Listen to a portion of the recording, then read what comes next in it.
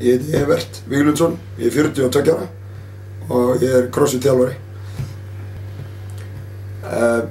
Rakst á það óvænt á netinu, félagi minn benti mér að. Ég er búinn að æfa íþróttir frá því ég var 5 ára. Búinn að æfa fótbolta og handbolta og blak og sund og skíði og frjálsar og dans og ég veit ekki hvað. Ég var nefnilega ólst upp á þeim tíma þar sem það var ekki konar tölvur. Þannig að maður hékk ekkert inn í tölvunni og þannig að maður gerði bara íþróttir. Og ég spilaði fótbolta til tvítugs, það var svona mín stærsta íþrótt.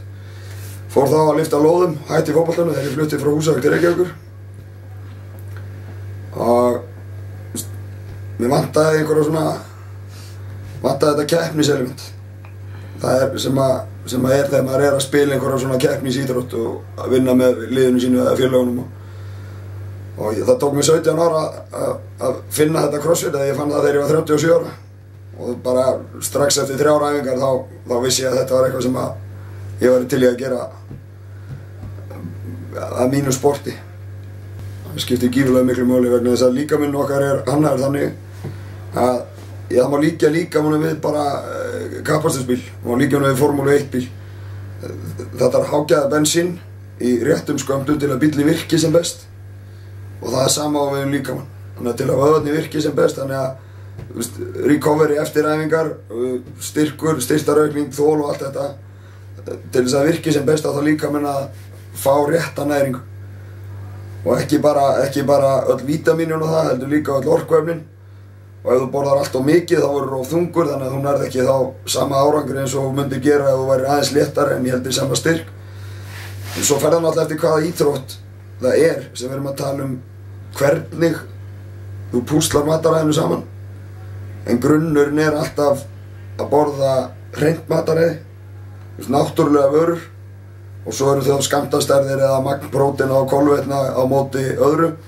Það fer eftir hvaða íþrótt við erum að tala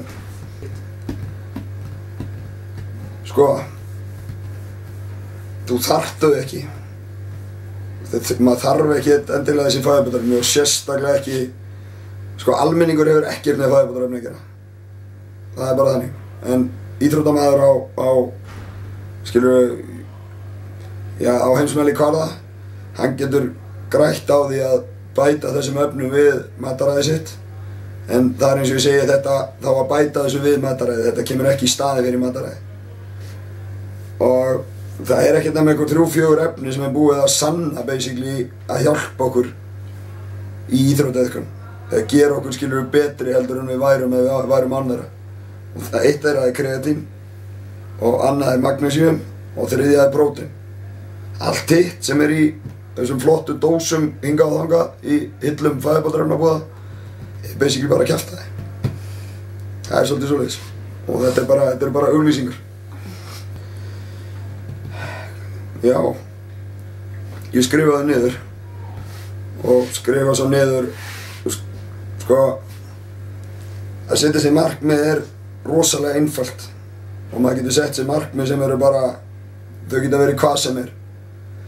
Og loka markmiðið er kannski að komast í einhver ákveðna keppni, að lyfta einhverju ákveðni þyngd eða ná einhverjum ákveðnu skori í einhverju æfingu eða hvað sem það er. Og það virkar alltaf eins, að ná 10 á prófi, að fá þessa vinnu, það virkar alltaf eins. Að loka markmiðið er einhver endapunktur og svo brýtur maður upp leiðina að markmiðinu til að ná þangað. Segjum sem svo að mér langar að ná 200 kílóum í réttstöðulyftu. Það sem ég get í dag er kannski 160. Þannig að til að ná 200 kílóum þá þarf ég að æfa réttstöðulyftuna og smátt bæta við þyngd í stuttum eða litlum skrefum til þess að komast þangað sem ég ætla að fara. Þetta er myndlíking fyrir alla aðra markmiðasetningu að lítil skref í áttina að loka skrefinu. Þannig ger ég það og þannig gera það basically allir sem er að setja sér markmið og eru virkilega að ná einhverjum árangri þegar hafa sett sér það mark áður og unnið að því svona. Þetta er bara eina leiðin basically. Ég æfi svona 1-2 tíma á dag, 5-6 daga vikunar. Og hvíldardagar eru active rest eða ég hreyfi mig alltaf eitthvað á hverjum einasta degi. Ef ég er ekki að fara að lyfta lóðum og það er hvíldadagur, þá fer ég að hjóla kannski aðeins eða skokka aðeins eða syndi aðeins eða eitthvað svoleiðis. Þannig að það er alltaf einhver hreyfing. Og í mínu sporti, CrossFit, þetta er mjög fjölþætt sport. Það eru ólympískar lyftingar, það eru kraftlyftingar, það eru fimleikaæfingar, það eru frjálsíþróttaæfingar, það eru hvers kyns þolæfingar. Og það er mikið sem maður þarf að æfa sig fyrir. Þetta er frábær grunnur fyrir allar aðrar íþróttir, vegna þess að þetta byggir upp heildstæða, hvað segir maður, alliða hreisti. Æfing hjá mér og hjá kannski keppnismanni í CrossFit. Menn æfa yfirleitt, þeir sem eru lengst komnir, þeir æfa yfirleitt 2 á dag í svona 1-2 tíma í senn. Þannig sem ég hef ekki gefið mig tíma í það, ég er að reka líkamsræktarstöð. Það tekur nánast allan daginn og ég fer svona inn á milli og hendi inn í æfingum þegar ég er laus. En æfingin er yfirleitt alltaf einhverja lyftingar fyrst og það er þá bæði ólympískar lyftingar og kraftlyftingar. Annarkvort eða bæði.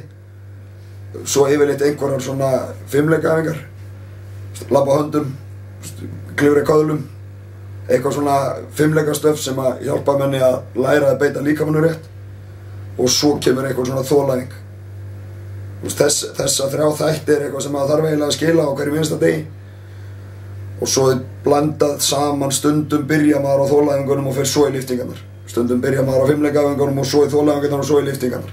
Þannig að það er lykilatriði að því að vegna þessi í keppni í CrossFit þá er keppnin þannig sé aldrei eins. Þú veist ekkert hvað þú ert að fara að keppa í þegar þú eru að leggja á staðinn í keppninu. Stundum eru lyftingar og þolæfingar saman. Stundum eru bara þolæfingar. Stundum eru bara fimleikaæfingar. Þannig að þú þarft að vera tilbúin í þetta í hvaða röð sem er.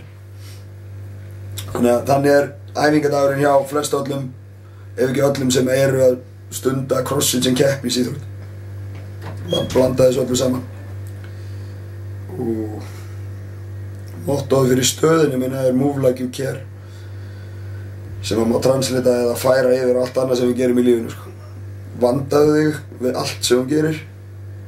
Allt sem þú gerir er þess virði að gera það vel. Og þá bæði við lærdóm, hvernig þú kemur fram við mömmu þína og pabba, hvernig þú stundar æfingarnar hennar, skiljiði. Og já, ég held að þetta sé ekki bara mottóið mitt. Ég er mjög jákvæður. Ég er alltaf jákvæður og ég sé jákvæður hliðina á öllu. Því að það er bara eitthvað sem þú velur. Þú getur valið að ef þú færð eitthvað verkefni í hendurna, þú getur valið að finnast það leiðilegt eða skemmtilegt. Ef þið finnst það leiðilegt, þá verður það leiðilegt. Skilurðu? Ef þú ákvæður að þetta sé bara gaman og þetta er eitthvað sem þú ætlar að gera og gera það vel, þá verður það skemmtilegt. Ætli það sé ekki bara, ætli það hef ekki komið bara sjálfu sér, ég held að það sé ekki, það var enginn gefið mér ráð, þetta ráð. En það að líta á allt sem það gerir sem lærdóm. Ef þú gerir einhver mistök í lífinu, þá áttu ekki að vera svekkjað yfir því. Þú bara heldur áfram, lítur á það sem lærdóm og lærir af því og gerir þá ekki þessi sömu mistök aftur, skiljiði. Never a failure, always a lesson, er þetta kallað. Þannig að ég held að það sé eitthvað sem hefur hjálpað mér að drifa mig áfram, að því að það er enginn sem fer í gegnum lífið, skilurðu, á þess að gera mistök í einu eða neinu. En þá er það bara að gera að halda áfram og byggja út frá því. Sko, fullkomnun er ekki til. Þannig að það er ekkert sem heitir fullkomnun, því að það er basically alltaf að bæta sig. Og ef mann er að leita fullkomnun, þá ná þeir aldrei markmiðunum sín. Basically vegna þess að það er ekki til. Og en heimsklassa íþróttamaður, það má alveg kalla það fullkominn íþróttamaður. Það er flott orð. Fullkominn íþróttamaður þarf að hafa viljan til þess að vinna að markmiðunum sínum. Basically það eru allir tilbúnir í því. Það er allir til í að standa á efsta palli eftir keppni með medalíu um hálsinn. En það er ekkert endilega allir til í að leggja vinnuna á sig sem þarf til að komast þangað. Skiljið hvað ég er að menna?